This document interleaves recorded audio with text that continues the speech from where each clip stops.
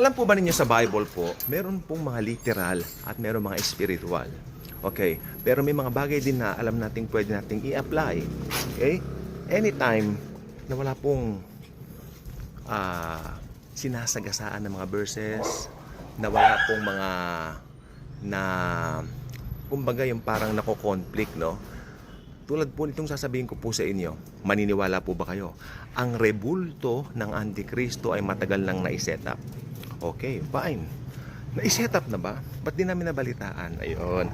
So, maybe we'll ask those questions. Pero kung sabihin ko nakaset up na matagal na. Matagal na po. Ever since nung panahong paniniro, naiset up na po yan. Lalo na naging modern po ang times po natin. Okay. Dahil po dumami po ang mga bagay na kinahuhumalingan ng mga tao. At ako po ay naniniwala po rito. Ako ay naniniwala na may totoong antikristong darating. Pero it doesn't follow na itong sasabihin ko ay hindi totoo. Dahil kung tutuusin po, ang rebulto ng antikristo ay matagal na pong naiset up sa daigdig. Sino nag-set up? Ang diablo, ang demonyo, na i-set up na po sa pamamaraan ng idolatry. Idolatry. We are under grace, but it doesn't mean na okay tayo sa idolatry. Ang idolatry ngayon, higit kailan pa man, ay laganap. Ewan ko kung nabanggit ko na po sa inyo dito, pero meron po akong nabasa sa Facebook. Sabi niya, ay, itong batang ito, palalakihin namin, itong gagawin naming idol. See? If you belong to Jesus and you still belong to that system, you better check it out. You better check yourself. Idolatry. Ang espiritu po ng Antikristo ang gumagalaw po dyan. Ngayon, itong mga iniidolong ito, itong mga sinasabi natin ng mga involved sa idolatry, especially mga iniidolong yan, nandyan po ang kayabangan sa kanila. Makikita po pag lumalakad parang minsan nang i-snub pa sa mga tao, mga ganyan. Hindi po ganyan ang espiritong nasa Diyos. Si Jesucristo, nung nandito sa lupa at nandito sa mundo, hindi po gumaganyan. Okay? So, if you are not aware and you're just embracing this system we're living in, parang ayos lang lahat, parang okay lang, well, nagkakamali po kayo. Hindi po yan ayos. Ito po ay, anong tawag dito? Dapat i-check sa pamamagitan ng pagbabasa ng Bible. Lagi po natin buklatin ang mga salita ng Panginoong Hesus. Ito lang po ang tanging lunas para tayo po ay lumaya sa mga maling paniwala. Ito lang po ang tanging lunas para tayo po ay lumaya sa mga bagay na akala natin ay tama pero mali po pala. Idolatry, laganap na po. Alam nyo, makinig po kayong mabuti. Minsan, pinagtatawanan natin yung mga nangangaral ng salita ng Diyos. Ito guilty po ako dito. Sa dami minsan ng mga nangangaral, parang minsan dinededman na lang po natin dahil busy tayo sa everyday lives natin. Pero alam nyo, may katotohanan yung sinasabi nila.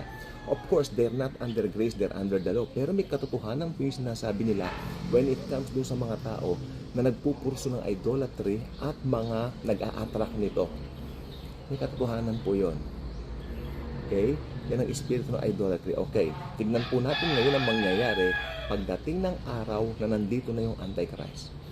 Alamin natin, the Holy Bible itself will stately clear that sa atin. Tignan natin. Siyempre sa Revelation chapter 13, ito ang tinatawag na ika-13 kapitulo. O, tignan nyo yan Inuubo kasi ako, sorry. So they worship the dragon who gave authority to the beast, and they worship the beast, saying, who is like the beast? Who is able to make war with him? Makinig po mabuti. They worship the dragon. Sino bang matandang dragon sa Biblia? Usap tayo. Who is the old dragon in the Bible? Si Satanas. Si Satan. Satan is the oldest form, or should I say, liar. He's a liar. Yan po, nakalagay na po sa Bible. Ano pang gusto yung katibayan? Si Satanas po yan. Lahat. Papasamba niya yung mga tao. Sasamba yung mga tao. Pero si Satanas po yan na. Demonyo. Diablo.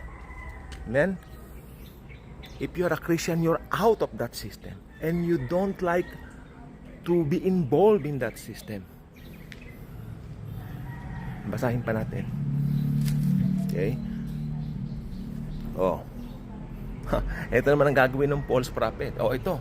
Ano naman ang kaugnayan ng false prophet dito? Aba, ito yung nag-a-attract doon sa mga tao. Siyempre futuristic po ito sa Antichrist eh. Wala na po tayo that time. Na-raptured na po tayo. Okay. Bongga, na-rapture na tayo. Bongga yon. Okay. Tingnan niyo rito. Oh, yan. Ito yung sa false prophet ha. Ito yung sa false prophet yan. Itong gagawin ng false prophet naman, he performs great signs so that he even make fire come down from heaven on the earth in the sight of men. So meron pong gagawin na malaking pandideceive ang Diablo. Remember, Diablo pa rin ang gumagawa ng mga yan. Ha? May nag-text. Mamaya na yan. Okay, Diablo pa rin po ang gumagawa ng mga yan. Bakit naman po? Dahil ang Diablo gusto niyang kunin lahat ng pagsamba. Amen? Siyempre, if you are not aware with the system of this world we live in today, madali pong magoyo ang mga tao. Madali po tayo ma-deceive. Para, okay lang. Okay lang. It's not okay. Of course, it's not okay. It's the work of the devil. It's the work of Beelzebub. Sino ba si Beelzebub? Yan. Beelzebul ba? Beelzebub. Pangalan ko Beelzebul yata. Beelzebub. Yan ang pangalan ng Diablo nung panahon ng mga Hebreo. No? Nung nabuhay si Jesus dito sa lupa, ano na yan ang tawag nila sa Satanas? Beelzebub. Yan. Tingnan nyo. Makinig ha. Ay, magbasa pala tayo. Ano ba yan?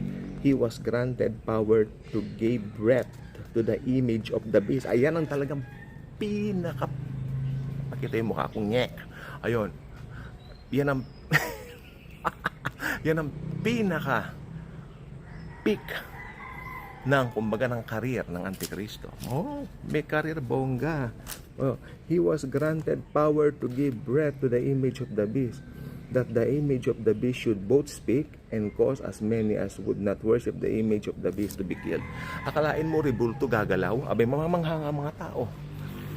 Remember, high-tech na po tayo ngayon. Pwede kang gumawa ng mga kung ano-ano dyan, yung parang ipo-form mo dyan sa taas.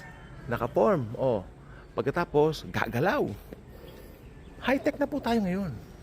Pag gumalaw yan, napagalaw yan, parang totoong-totoo. Parang AI siguro kung something. E di, magwo-worship ang mga tao. O, kanino naman napupunta yung worship na yun? Kay Taning. Kay Satanas po. Oh. Ano ba yan? E dito na pala tayo.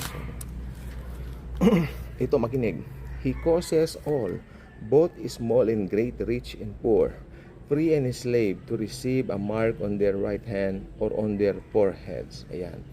Kaya naman po pala matatatakan sila ng mark of the beast dahil sobra ang pagsamba nila. Una, paghanga lang po yan ha. Nag-umpisa ang Antikristo lumabas, inangaan siya. Later on, sinamba na siya. O, ganyan din po yung ginagawa ngayon sa mga celebrities. Hahangaan muna, hanga. Sinasamba na. Hindi nila nalalaman may sistema na pong ganyan ngayon.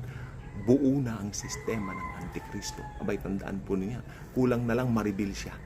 Bakit hindi pa siya nare-reveal? Dahil nandito pa tayo ang mga believers. Totoo ang mga sinasabi kong ito.